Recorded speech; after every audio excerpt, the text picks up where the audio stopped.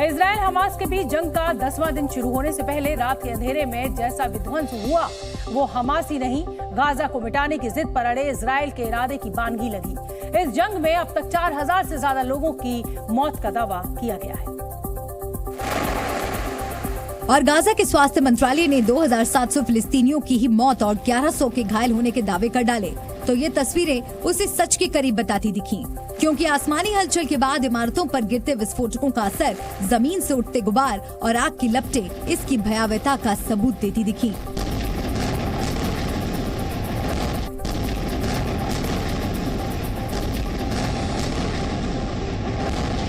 ऐसा केवल गाजा के इक्के दुक्के इलाकों में ही नहीं हुआ। इजराइल को जहां भी हमास के आतंकियों के अड्डे होने का शक होता, वहां इसी तरह बम बरसते।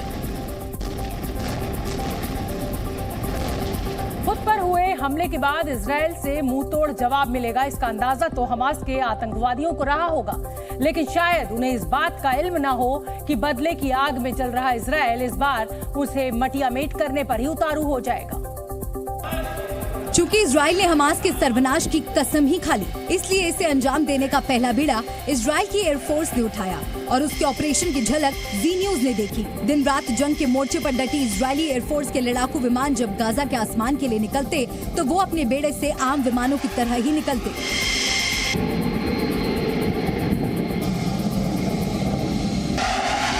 लेकिन एक बार आसमान में पहुंचने के लिए जैसे ही गाजा की तरफ उनका रुख होता, वो दहशत की रफ्तार और आवाज में बदल जाते।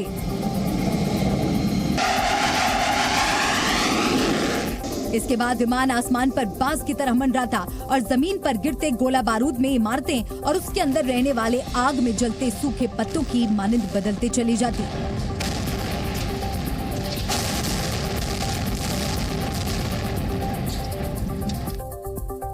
निश्चित रूप से गाजा की ये तस्वीरें झकझोर देने वाली रहीं।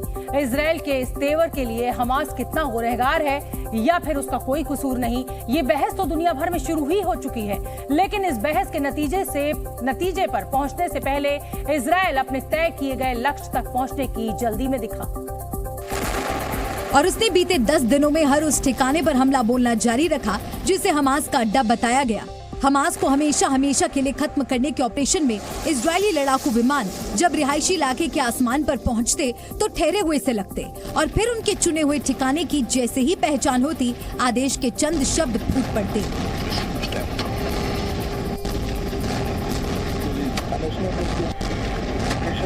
फिर तो विमान तबाही का बम उगलना शुरू करते और ऊंची ऊंची इमारतों के सपाट मैदान और मलबों में बदलने का सिलसिला शुरू हो जाता।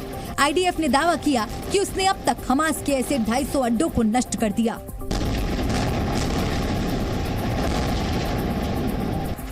जब हमास के अड्डों पर बम बरसे तो उनसे जुड़े आतंकवादियों की मौत के दावे भी किए जाने लगे।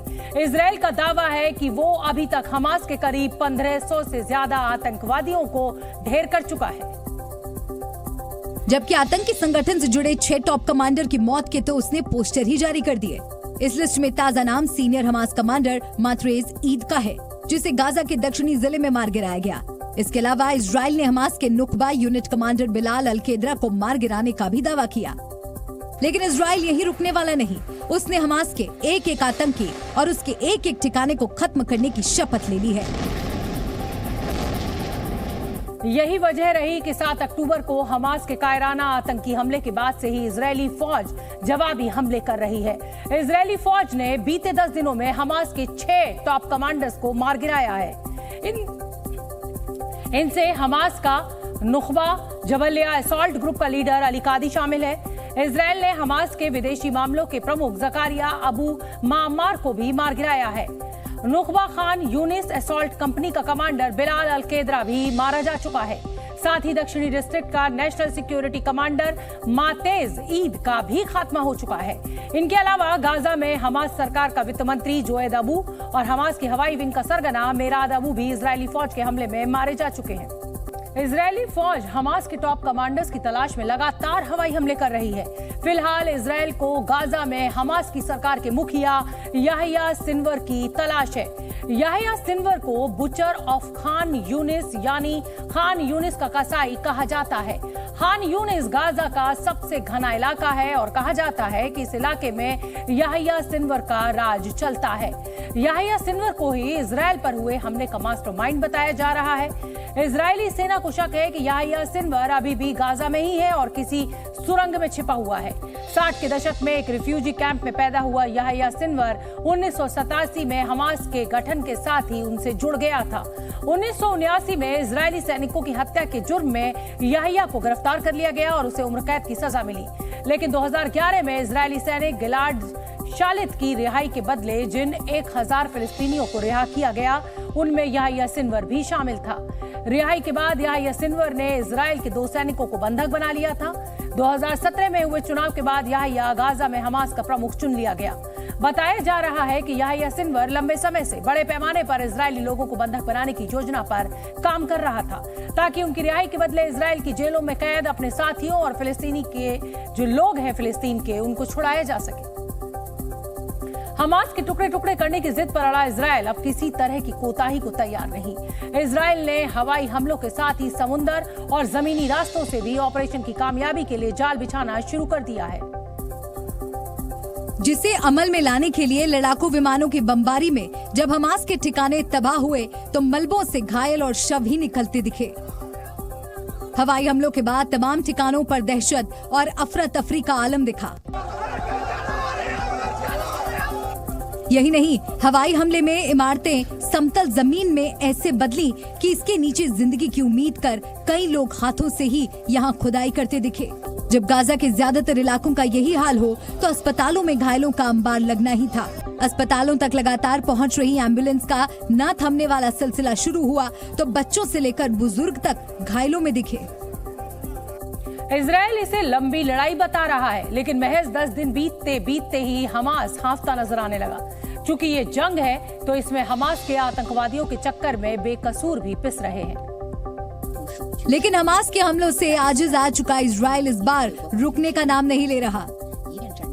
इसीलिए हवाई हमले के बाद अब जमीनी जंग की हलचल बढ़ती दिखी और टैंकों के अलावा बख्तरबंद गाड़ियों का काफिला गाजा बॉर्डर की तरफ बढ़ता दिखा। जगह जगह इजरायली सैनिक एक्शन में दिखे। यही नहीं, गाजा के दक्षिणी बॉर्डर एशकलोन पर पहले से मौजूद सैकड़ों की तादाद में जमा टैंक और सैनिकों के शिविर आने वाले कल की आहट देते नजर आए। इजराइल के इस रुख की बड़ी वजह 10 दिनों पहले हमास के हमले में बड़ी संख्या में बेकसूर इजरायलियों का मारा जाना है।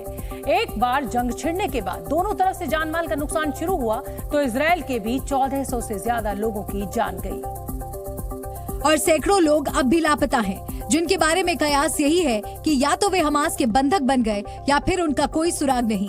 ऐसे ही लापता लोगों के परिजनों से इजराइल के प्रधानमंत्री नेतन्याहू ने मुलाकात की और उन्हें ढांढस बंधाया। इसके बाद बदले पर उतारू नेतन्याहू ने पहली बार वॉर कैबिनेट की बैठक की, जिसकी शुरुआत जंग में मारे गए इजराइल के नागरिकों और सैनिकों की आत्मा की शांति के लिए 2 मिनट के मौन से हुई।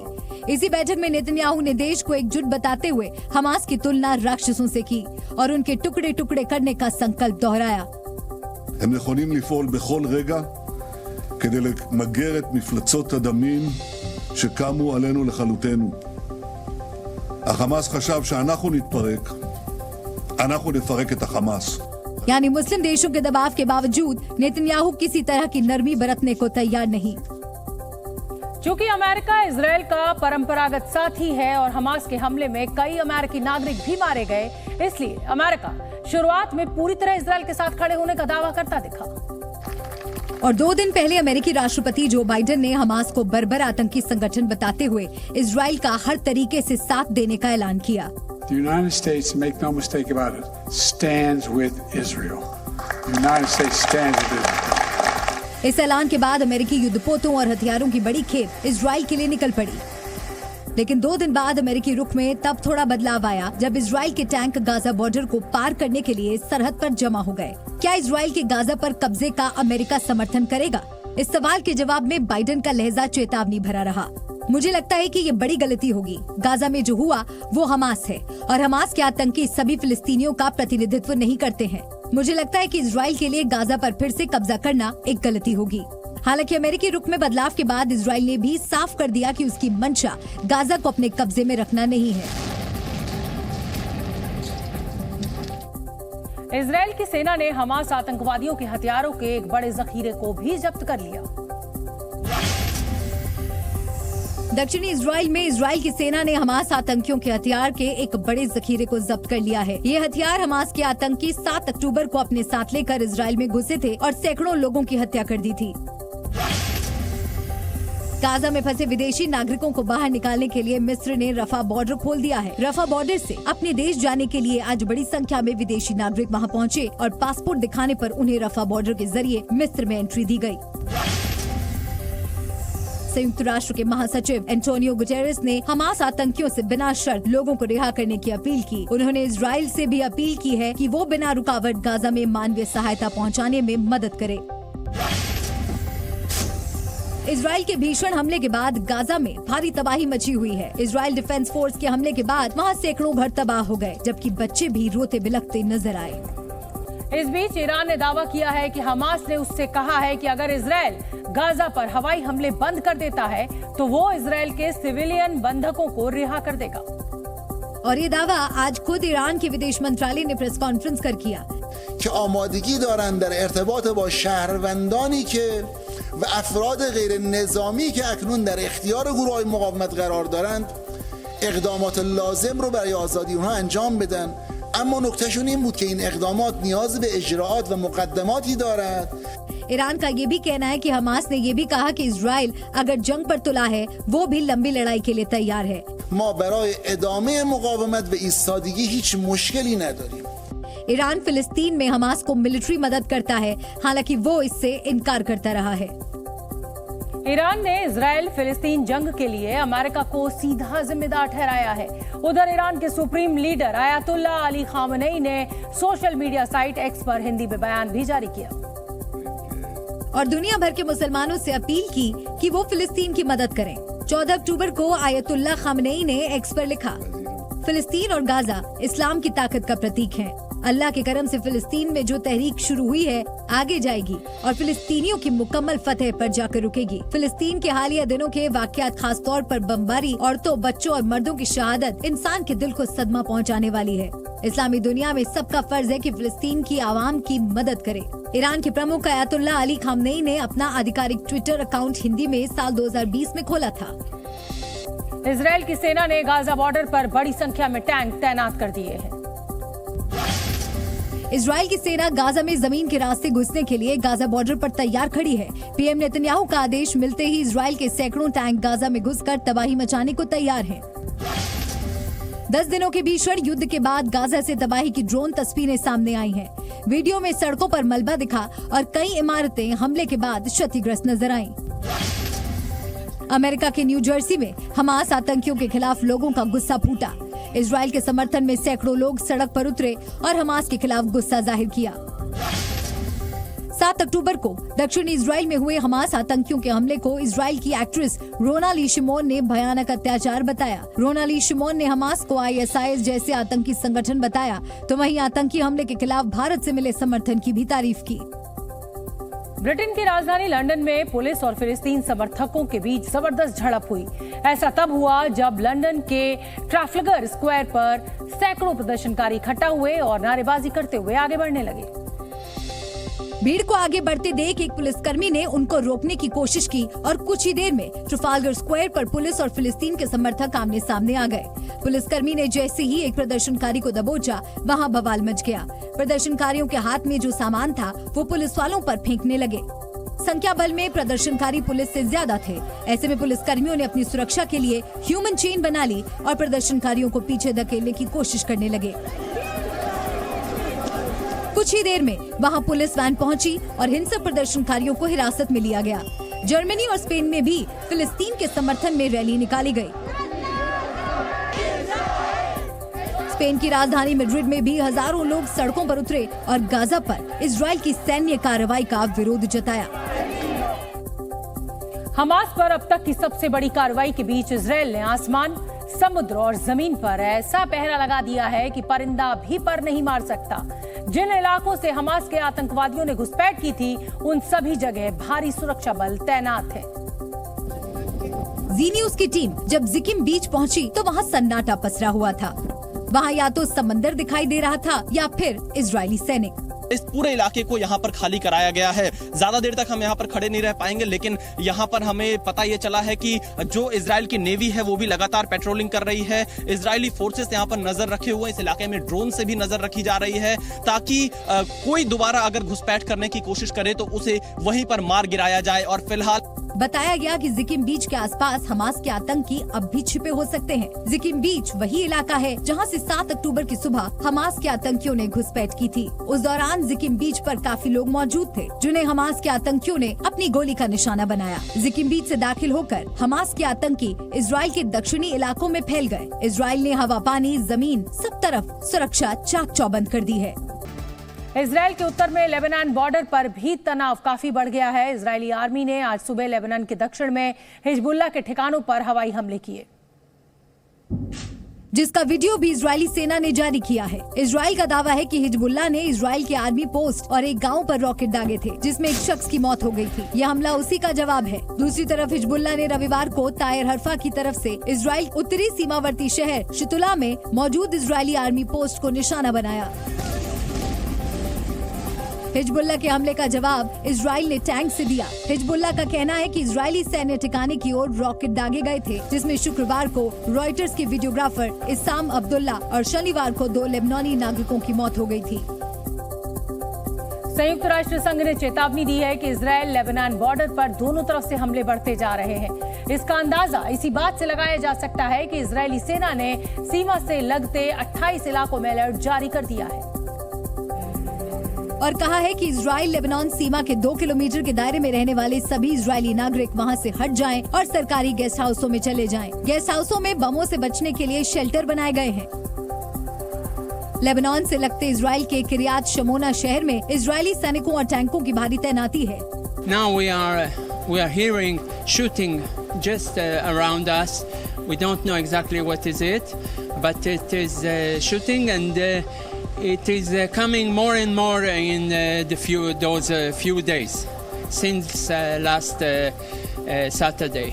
लेबनान की सीमा के पास इजरायली सैनिकों ने अपनी अपनी पोजीशन ले ली है। किसी भी बड़ी कार्रवाई को अंजाम देने के लिए इजरायली सैनिक तैयार हैं। आदेश मिलते ही इजराइल लेबनान सीमा पर छिटपुट झड़प जंग में बदल सकती है। गाजा में जब से इजराइल ने खाने पीने की सप्लाई बंद की है, तब से वहां मानवीय संकट पैदा हो गया है। दक्षिण गाजा में उत्तरी गाजा से शरणार्थियों के आने के बाद हालात और बदतर हो चुके हैं।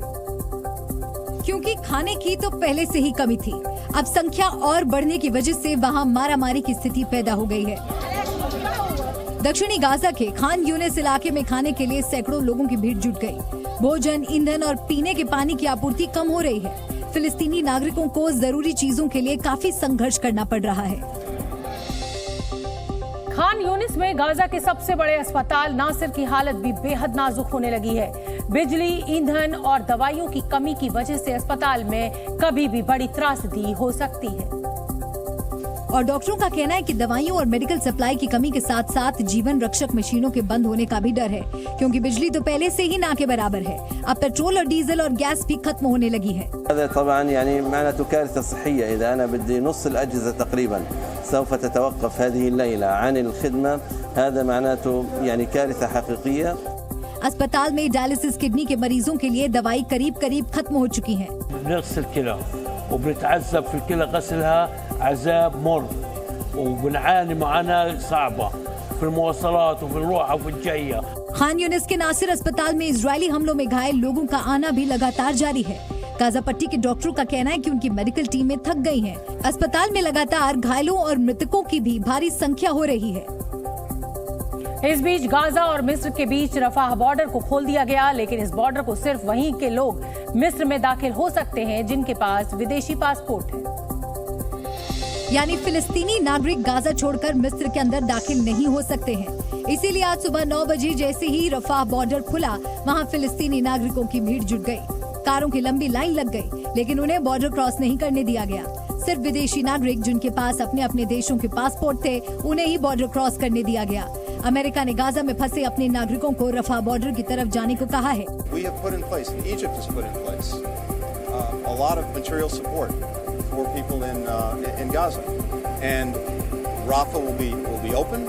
मिस्र के सिनाई प्रायद्वीप में मौजूद रफा बॉर्डर इजराइल के नियंत्रण से मुक्त एकमात्र रास्ता है जहां से गाजा के अंदर आना जाना हो सकता है। रफा बॉर्डर पर सैकड़ों टन खाने पीने और मेडिकल के सामान गाजा के अंदर दाखिल होने का इंतजार कर रहे हैं। अमेरिका का कहना है कि रफा बॉर्डर खुलने के बाद अब ये सामान गाजा के अंदर पहुंचाए जा सकेंगे।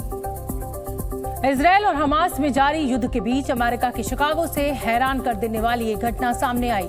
आरोप है कि 71 साल के एक बुजुर्ग ने 6 साल के बच्चे पर चाकुओं से ताबड़तोड़ हमला बोला, जिससे बच्चे की मौत हो गई। बताया गया कि आरोपी ने चाकू से अमेरिकी फिलिस्तीनी बच्चे पर एक के बाद एक 26 बार हमले किए।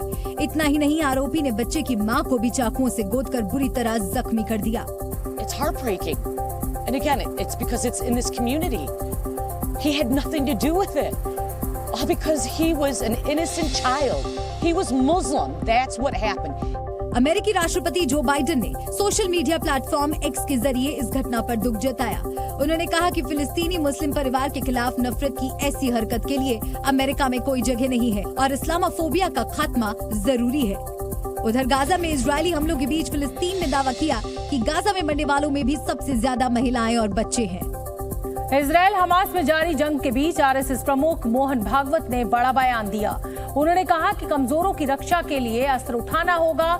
जम्मू कश्मीर के दौरे पर गए मोहन भागवत ने कठुआ में एक सभा को संबोधित किया और उन्होंने रूस, यूक्रेन और इजरायल हमास के बीच जारी जंग का जिक्र किया। इस दौरान उन्होंने कहा कि भले ही आज दुनिया में सुख सुविधा बढ़ी है, लेकिन संतोष सिर्फ भारत के पास है। विश्व को जिन बातों की आज आवश्यकता है, उन बातों को विश्व को दे सकने वाला दुनिया में एकमात्र देश है भारतवर्ष। मोहन भागवत ने कहा कि जिस तरह गरीबों की मदद के लिए पैसा दान किया जाता है, उसी तरह कमजोरों की रक्षा के लिए शक्ति का प्रयोग किया जाना चाहिए। परंतु दुनिया में दुष्टों से दुर्बलों की रक्षा करनी है तो हाथ में शस्त्र धारण करना पड़ेगा। हालांकि संघ प्रमुख ने अहिंसा पर जोर दिया, लेकिन साथ ही राष्ट्र को नुकसान पहुंचाने वालों से सख्ती से निपटने की नसीहत भी दी। इजरायल के हवाई हमले के बाद गाजा पट्टी में एक इमारत में आग लग गई। गाजा पट्टी पर इजरायल के दिन रात हवाई हमले जारी हैं। इजरायल के हवाई हमले में एक बिल्डिंग में आग लग गई, जिसके बाद आसमान में चारों तरफ धुएं का गुबार नजर आया। लेबनान बॉर्डर की तरफ से लगातार हो रहे हमलों के बाद इजरायल ने भी जवाबी कार्रवाई तेज कर दी है। इजरायल ने लेबनान सीमा पर रहने वाले लोगों को घर छोड़ने का फरमान सुनाया है, जिसके बाद लोगों की परेशानी बढ़ गई है। इजरायल हमास जंग के बीच चीन की बड़ी साजिश का पर्दाफाश हुआ है। दावा किया जा रहा है कि हमास के आतंकी चीन के बने हथियार ही इस्तेमाल कर रहे हैं। वहीं युद्ध के बीच ये भी दावा किया गया कि हमास ने हमले के लिए जिन पैराग्लाइडर का इस्तेमाल किया है, वो भी चीन में बनने वाले पैराग्लाइडर से काफी मिलते जुलते हैं। मिजोरम के आइजोल में एक सभा के दौरान कांग्रेस नेता राहुल गांधी ने प्रधानमंत्री मोदी पर जमकर हमला बोला। राहुल गांधी मिजोरम में होने वाले विधानसभा चुनाव में प्रचार के लिए आइजोल पहुंचे थे, जहां उन्होंने करीब 2 किलोमीटर लंबी पदयात्रा निकाली। राहुल गांधी ने अपनी पदयात्रा चांदमारी से शुरू की, जो राजभवन तक गई। इस पदयात्रा में हजारों की संख्या में लोग शामिल हुए। राहुल की ये पदयात्रा जिन जिन इलाकों से गुजरी, उन इलाकों में लोगों की लंबी कतारें दिखाई दी।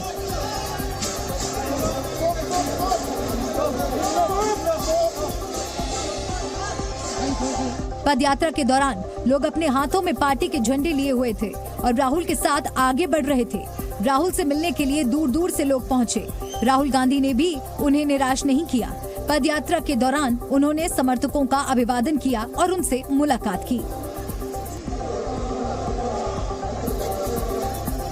राहुल गांधी के मिजोरम दौरे से पार्टी के कार्यकर्ताओं में गजब का उत्साह दिखा। पदयात्रा खत्म करने के बाद राहुल गांधी ने एक सभा को भी संबोधित किया। इस दौरान उन्होंने मणिपुर हिंसा के बहाने प्रधानमंत्री मोदी और केंद्र सरकार को घेरा और कहा कि प्रधानमंत्री को मणिपुर की नहीं, इजराइल में क्या हो रहा है इसकी चिंता है। The Prime Minister and the government of India are so interested in what is happening in Israel, but not interested at all in what is happening in Manipur. इतना ही नहीं, राहुल गांधी ने बीजेपी पर मिजोरम के लोगों का जीवन खत्म करने का आरोप लगाया। People have been murdered, women have been molested, babies have been killed, but the Prime Minister doesn't find it important to travel there. Rahul के दौरे से उत्साहित कार्यकर्ताओं ने भी विधानसभा चुनाव में जीत का दावा किया।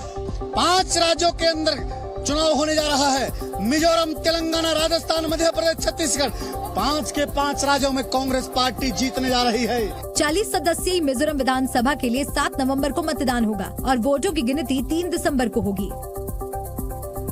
भारत का मून मिशन चंद्रयान 3 फिर से सुर्खियों में है, क्योंकि नासा के वैज्ञानिक भी इसकी तकनीक देखकर हैरान हैं। ये जानकारी इसरो चीफ एस सोमनाथ ने रामेश्वरम में एक कार्यक्रम के दौरान दी। इसरो चीफ ने बताया कि नासा ने चंद्रयान 3 की तकनीक अमेरिका को बेचने की बात कही थी। एस सोमनाथ के मुताबिक चंद्रयान 3 मिशन की तैयारी देखने के लिए नासा की जेट प्रोपल्शन लेबोरेटरी के कुछ एक्सपर्ट्स को बुलाया गया था, और जब वो इसरो के लैब में पहुंचे तो चंद्रयान 3 की टेक्नोलॉजी को देखकर हैरान रह गए। नासा की टीम ने इसरो प्रमुख से पूछा कि उन्होंने चंद्रयान 3 के वैज्ञानिक उपकरण कैसे बनाए। नासा के वैज्ञानिकों ने इतनी कम लागत में तैयार इसरो के वैज्ञानिक उपकरणों से बेहद प्रभावित दिखे, और उन्होंने एस सोमनाथ को सुझाव दिया कि इसरो ये तकनीक अमेरिका को बेचता क्यों नहीं। नासा की ये टीम तब आई थी जब चंद्रयान 3 की चंद्रमा की सतह पर सफल लैंडिंग भी नहीं हुई थी। इसरो के वैज्ञानिकों ने नासा की टीम को बताया कि उन्होंने चंद्रयान 3 को किस तरह डिजाइन किया है और वो चांद पर कैसे सॉफ्ट लैंडिंग करेगा। नासा के वैज्ञानिकों ने ये देखकर सिर्फ इतना ही कहा, नो कमेंट्स, सब अच्छा होने वाला है। ये घटना इसरो चीफ एस सोमनाथ ने पूर्व राष्ट्रपति और missile man doctor APJ Abdul Kalam की जयंती के मौके पर छात्रों को प्रेरित करने के लिए साझा की। नोएडा के बहुचर्चित निठारी कांड के आरोपियों को इलाहाबाद हाई कोर्ट से बड़ी राहत मिली। कोर्ट ने कई मामलों में सुरेंद्र कोहली और मनिंदर सिंह पंढेर को बरी कर दिया, और इसके साथ ही कोर्ट ने दोनों की फांसी की सजा पर रोक लगा दी। मनिंदर पंढेर और उसकी कोठी के केयरटेकर सुरेंद्र कोहली को सीबीआई कोर्ट ने फांसी की सजा सुनाई थी, जिसके खिलाफ दोनों ने हाईकोर्ट में अर्जी दाखिल की थी। हाईकोर्ट के इस फैसले के बाद सीबीआई के वकील ने सुप्रीम कोर्ट जाने की बात कही। बिल्कुल हम जो है इसको जो है एडवाइस करेंगे जो है डिपार्टमेंट को, सीबीआई को, कि इसको सुप्रीम कोर्ट में जो है इसके खिलाफ ग्राउंड से वहीं कोर्ट के इस फैसले पर पीड़ित परिवार ने नाराजगी जताई। तो उसको सजा न दी, माफ करी जाए, उसको फांसी दी जाए, उसको जरूर फांसी लगाई जाए कि जैसे हमारी बच्ची मारी है ना, ऐसे ही मारा जाए उसको। निठारी कांड में अपने 3 साल के बच्चे को खोने वाला एक पिता उस कोठी के पास पहुंचा और उस पर पत्थर बरसाए। Zee News.